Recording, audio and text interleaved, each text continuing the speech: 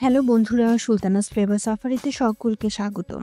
আজ আমি ভর্তা প্রিয় বাঙালিদের জন্য নিয়ে এসেছি একদম ভিন্ন স্বাদের মাছ দিয়ে বাঁধাকপি ভর্তার একটি রেসিপি।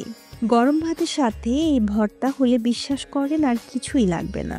তো চলুন দেরি না করে দেখে নেই কীভাবে তৈরি করতে হয় চমৎকার স্বাদের এই ভর্তাটি।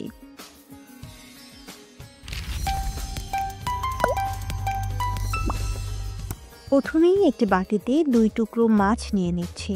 এবার এতে দিয়ে দিচ্ছি প্রায় 1/4 চা চামচ লবণ, 1/4 চা চামচ ধনিয়ার গুঁড়া, 1/4 চা চামচ জিরার গুঁড়া, প্রায় 1/4 চা চামচের মতো মরিচের গুঁড়া, 1/4 চা চামচ হলুদের গুঁড়া। এখন একটু সময় নিয়ে মশলাগুলো মাছের সাথে বেশ ভালোভাবে মেখে নেব। আমি এখানে রুই মাছ নিয়েছি, আপনারা অন্য যে কোনো মাছ দিয়েও এটি করতে পারেন। চুলায় একটি প্যান বসিয়ে তা বেশ ভালোভাবে গরম করে নিতে হবে। এবার এতে দিয়ে দিলাম 2 থেকে 3 টেবিল চামচ পরিমাণ রান্নার তেল। তেলটুকু গরম হয়ে গেলে দিয়ে দিলাম মেখে রাখা মাছের টুকরো দুটো। মাছগুলো 5 থেকে 6 মিনিট সময় নিয়ে দুপিঠ ভালো করে ভেজে নিব, তবে একেবারে মচমচে করে ভাজা যাবে না।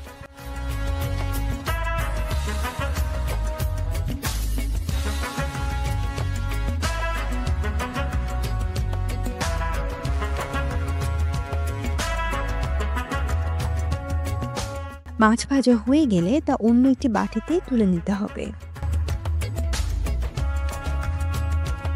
এবার ওই প্যানেই দিয়ে দিচ্ছি 1/4 চা চামচ আস্ত জিরা, দিয়ে দিচ্ছি 6টির মতো কাঁচামরিচ।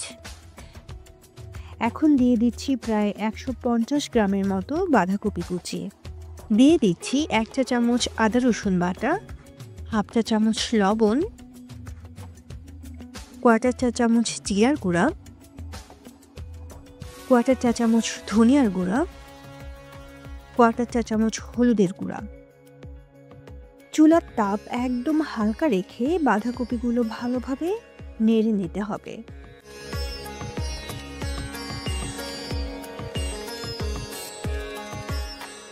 তিন থেকে 4 মিনিট পর বাঁধাকপিগুলো নরম হয়ে এলে এখানে দিয়ে দিলাম 1/2 কাপ পেঁয়াজ কুচি। চুলার তাপ কম রেখেই প্রায় 5 থেকে 6 মিনিটের মতো এগুলো ভেজে নিতে হবে।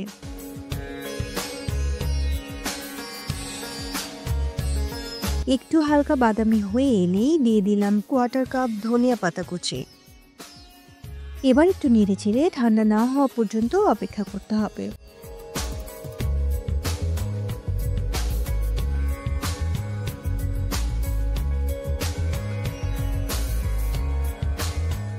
একটি পরিষ্কার শিলপাটায় ভেজে রাখা বাঁধাকপিগুলো নিয়ে নিলাম, সাথে দিয়ে দিলাম ভেজে রাখা মাছের টুকরো দুটো। আমি কাটা ফেলে মাছের টুকরো দুটো ভালো করে বেছে নিয়েছি। এবার এগুলো বেশ ভালোভাবে মিহি করে বেটে নিতে হবে।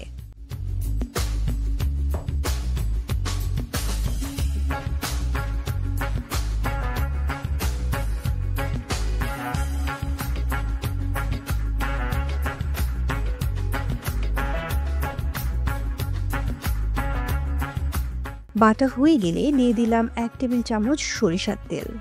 তেল দিয়ে বেশ ভালোভাবে মেখে নিলেই তৈরি সুস্বাদু এই ভর্তাটি।